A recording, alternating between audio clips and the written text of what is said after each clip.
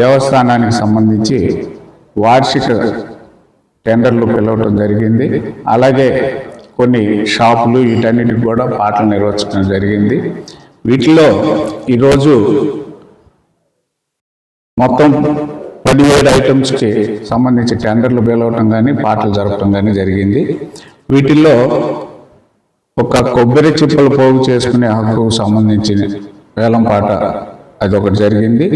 ఎండు కొబ్బరి అమ్ముకునే హక్కు ఈ రెండింటికి మాత్రమే పూర్తయినాయి. మిగిలినన్ని కూడా వాయిదా వేయటం జరిగింది.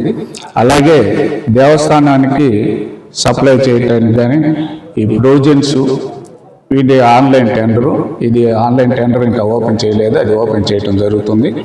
అలాగే అవుట్సోర్సింగ్ సిబ్బంది సరఫరా కోసం చేయటం జరిగింది, దానికి 2 టెండర్లు వచ్చినాయి. అలాగే పుష్పం సరఫరా చేయడానికి ఎవరు కూడా టెండర్లు దాఖలు చేయలేదు. అలాగే అన్నదానానికి కూరగాయలు సప్లై చేసేదానికి టెండర్ పిలిస్తే దానికి 2 టెండర్ వేశారు. అలాగే ప్రింటింగ్ పనులకు సంబంధించి 2 వ్యక్తులు టెండర్లు వేయటం జరిగింది.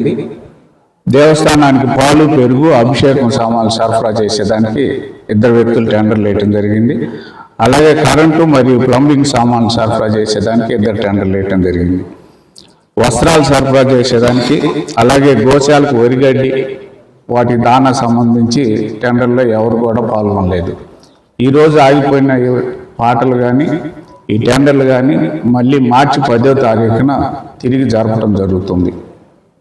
ఓకే సార్, ఒక్కొక్క టెండర్కి ఎన్ని అప్లికేషన్లు వచ్చాయి సార్? చెప్పాను కదా సార్, 2